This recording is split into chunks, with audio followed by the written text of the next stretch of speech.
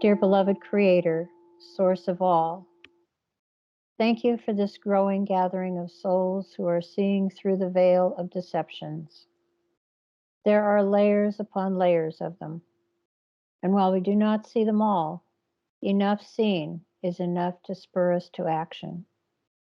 We pray for your guidance through all difficulties now, and we pray for our fellows who are compromised in any way so that they may heal and join the actions we are guided to address.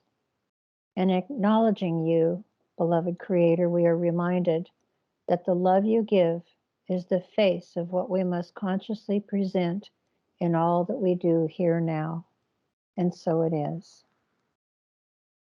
Thank you, Charlie. My pleasure. My name's Ron Vroman. I'm the old white man talking head for the Oregon Statewide General Assembly. What I have to say is going to be a little disjointed, and I hope it knits together and meets with your approval. The it. I don't know how to describe the it, but it has me, and it's got everybody else in our General Assembly, and it's got a lot of people in other assemblies. And the it woke me up at 2:30 in the morning. I peed and went back to sleep, and it woke me up at 5:30, and there was no more sleep. And I'm going to try and get this out. I am going to get this out so that it makes good sense and rings with you people. William will put up a flyer here. They're having a an Article 5 convention. I think it's in Newport. It's this month. I think it's on the 18th, but I'm not sure. That could be wrong. But the printed the 14th. page, 14th, okay. The printed page will be up for sure. I know he'll put it up. And con is wrong. It sounds good, but it's wrong. It's just like a lot of other things that sound good, but it's wrong. It leads you down the path until the very end, and if you go for it, you're gone. It's done. There is no recovering from it. Now, to take a little history, the Congress assembled in the name of the United States of America in their Confederation and Perpetual Union, decided that they needed to overhaul their document because it was not a strong enough and good enough document for them to function in the world.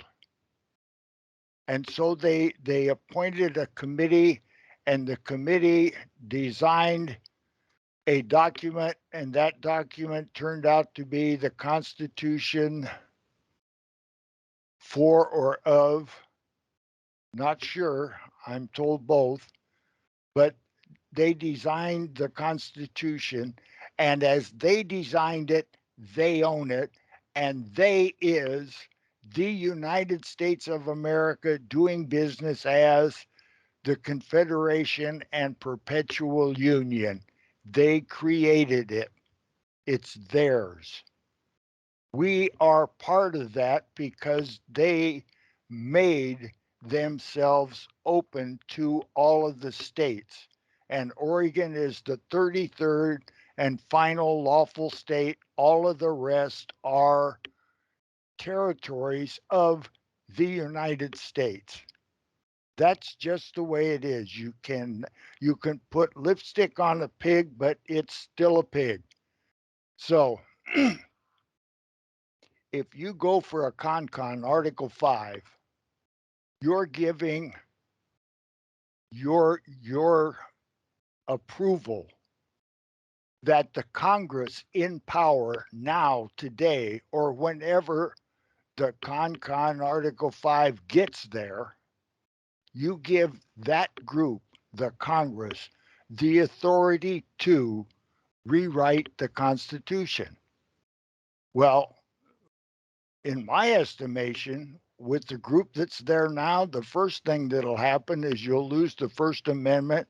And the second thing you'll happen is you'll lose the Second Amendment, and they'll make themselves a totalitarian regime constitution with the blessing of those people that authorized the Article 5 convention.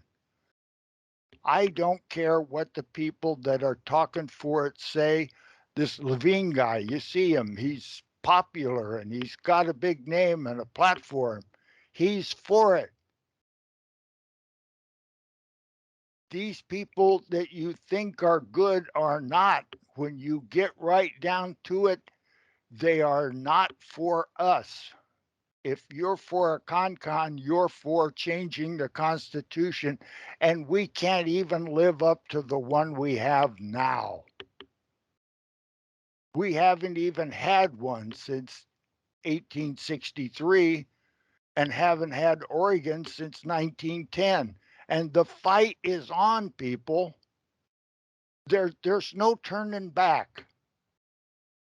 It's over. It's we, the good and righteous people, against evil and bad persons that are oppressing us. That's all there is to it.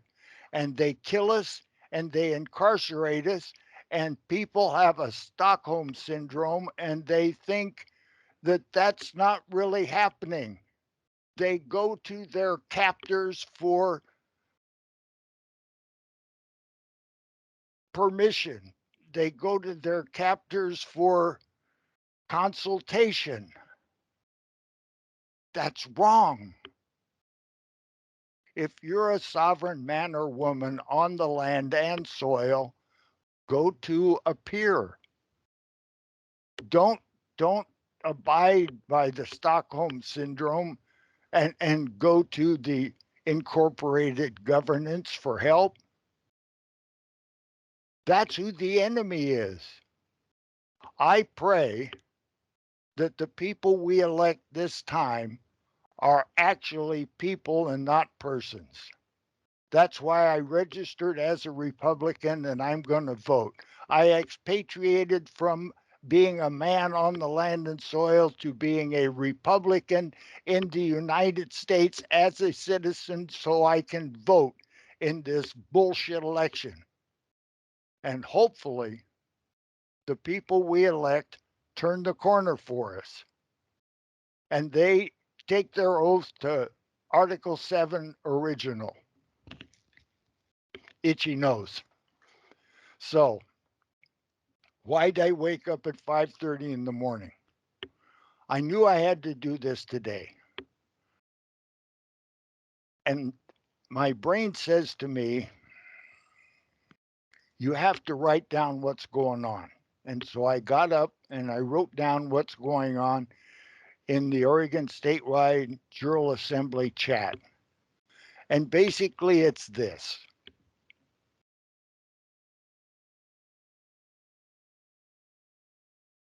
We were contacted to see if we could help a man and a woman that had suffered horribly from the courts and from the injustice system of the state of Oregon, AKA all caps state of Oregon, the Kate Brown Salem oligarchy.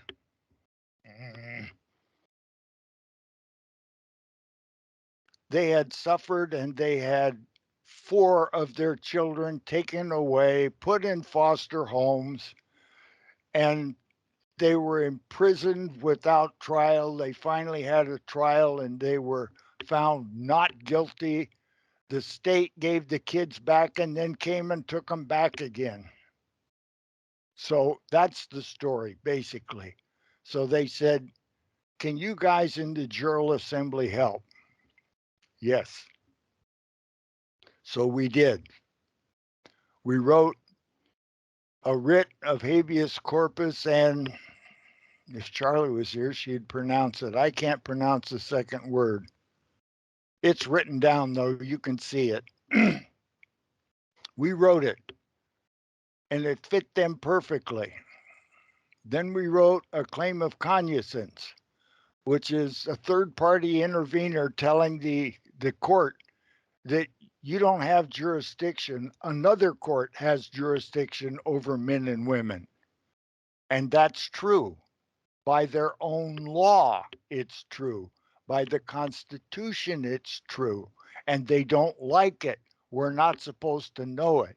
They don't want it to happen. So we wrote the two documents.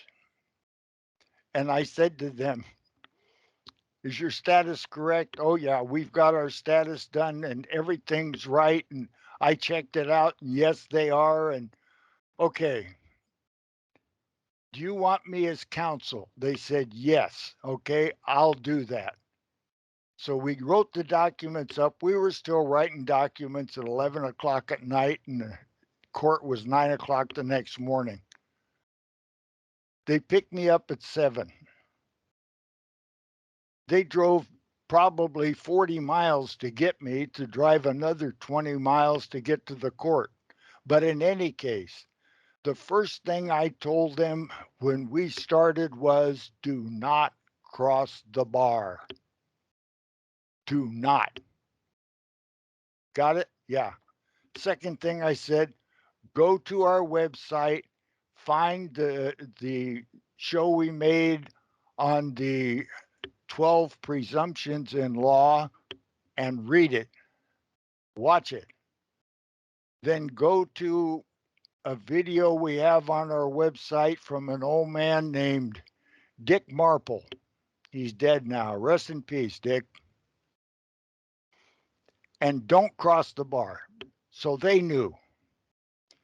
And we went, and the court in Clackamas will not let you file papers at 8 o'clock in the morning when they should open the window. They don't let you file papers until 9 o'clock. 9 o'clock's when court starts. So when the court starts, if you're filing paper, you can't be in the court. You can't be in both places. So I'm filing paper, and they're arguing. They don't like it. I have to take it here and I have to take it there to see if we can do this. And you go sit over there and I'll get back to you. Well, I'm not good at that. So I went over, I sat down. Yes, I cooperated. Then I got up and I went to the courtroom. And when I opened the door, the two people that we were there to help had crossed the bar and were sitting at a table with attorneys. I can't help them. They're gone. They left our jurisdiction willingly. They crossed the bar into the jurisdiction of that court. I'm still on this side of the bar. I won't cross the bar. Not until I get in writing. They will guarantee 100% of my unalienable rights. And I have a copy, and a copy's filed into the court. Then I'll cross the bar. Special appearance. So I was counsel to two free men and women, the parents of 4 children. And I couldn't file the paper. I tried. And I came up to the courtroom. They had crossed the bar and I was no longer counsel. Now the only thing I can be is a third party intervener. It's the only course left to me. So I rose as a third party intervener, and he said, sit down. And I did. And I waited a little while more, and then I stood up again. I'm polite. I wait till nobody's talking. Who are you? So I told him. When I said third party intervener, he got upset. And he's the presiding judge of the Clackamas Circuit Court. And he told me that if I didn't sit down, he would have me removed from his court. So I sat down and I watched the travesty happen. And when it was over, I went back down and continued the fight with the clerks. And when I got there, the supervisor clerk came and said, "We'll accept your paper." I talked to the court administrator and they will accept the paper. So I filed the papers, both of them, into their court. Our writ, oh, and that's another thing. She says, "Writ, you have a writ of habeas corpus here? Well, where's your petition?" "I'm sorry, lady, we didn't petition. We're providing you with the writ. We have our own court. We don't need your court." It gets tedious and it gets confrontational. They're on the other side of the window telling you all of this stuff, and I'm on this side of the window talking through a glass, trying to communicate. One of them's wearing a mask. It's not a good position. So the deal is, don't cross the bar. If you cross the bar, you're in their jurisdiction, unless you have special appearance privileges, and you don't get those easily. So I want to tell you a little story. A guy named Terry Tressel down in Florida, 2014, maybe 2015, they called him to grand jury duty, and he became foreman of the grand jury. Then he made an effort to take a de facto grand jury called by a district attorney. He tried to take that de jure, and it didn't work out well. They called him to court and he wouldn't cross the bar. He stood in the audience and told the judge whatever he told the judge. The judge ignored him and said, "Terry Tressel hasn't appeared, therefore there's a warrant for him, and any cop that sees Terry Tressel, arrest him." And they arrested him in court, in the audience, when he was standing to make an appearance in de jure and not cross the bar. They later tried him, convicted him. He went to prison and he died there.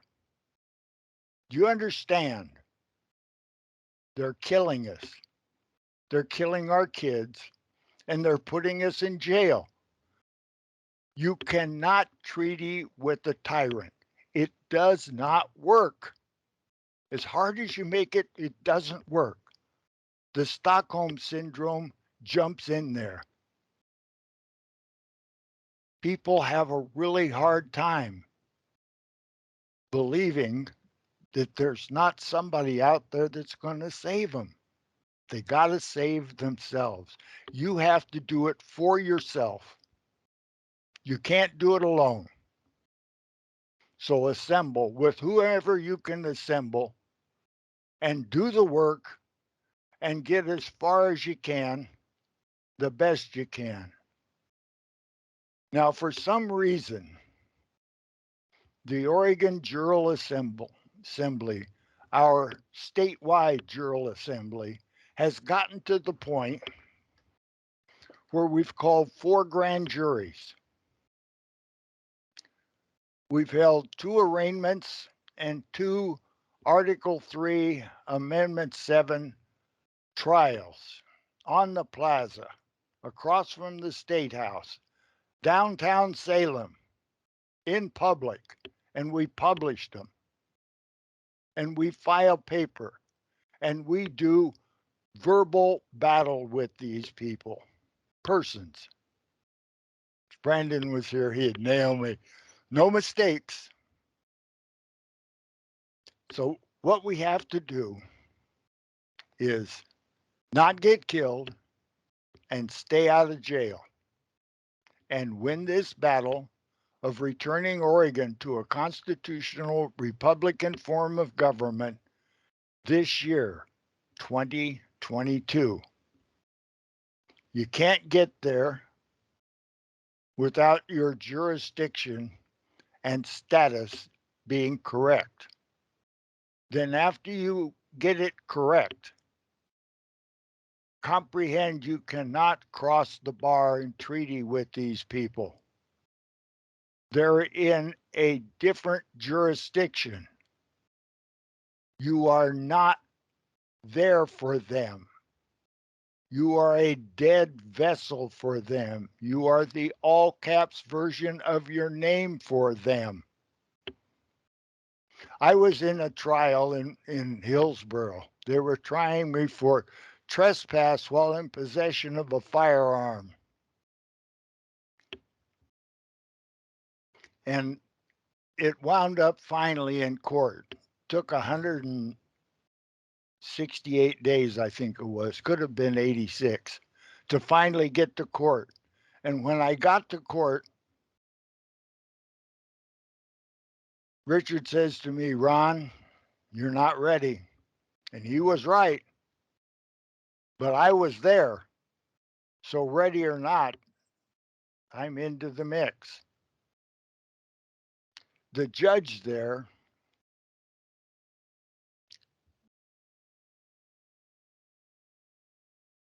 yeah, Upton, she could have buried me, and she chose not to. She found me not guilty of trespass while in possession of a firearm, and I got my gun back. But she did find me guilty of simple trespass, and I got 3 years probation. No, it's 2 years that time. 2 years probation. During that time, you don't make any mistakes.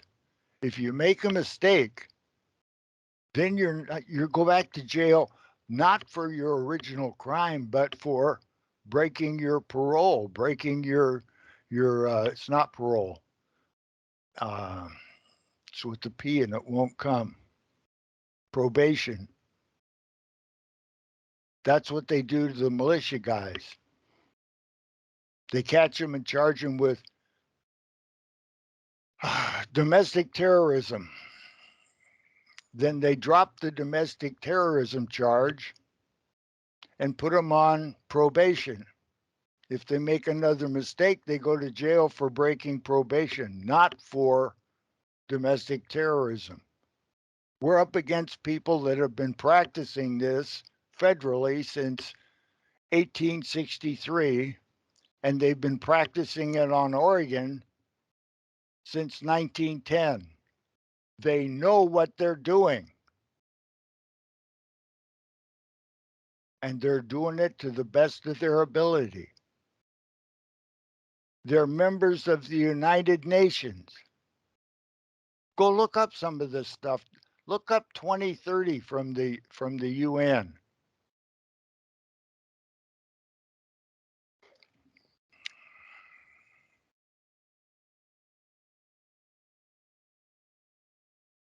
I could say more, but I think I got it. I yield.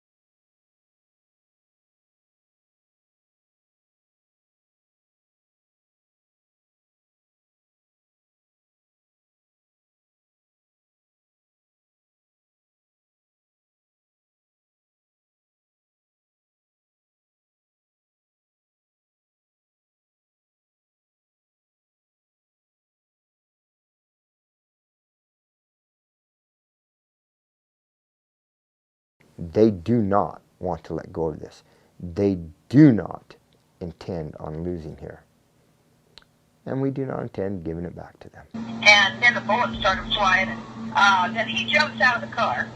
And he's got both his hands up. And he got out of the car, and he had his hands in the air. He's like, just shoot me then. This is what you want, just shoot me. And they did. They shot him dead. With his hands in the air, and I saw it. I swear to God. He was just walking with his hands in the air. And they shot him. And they shot him dead, and then after he was down on the ground, they shot him 3 more times.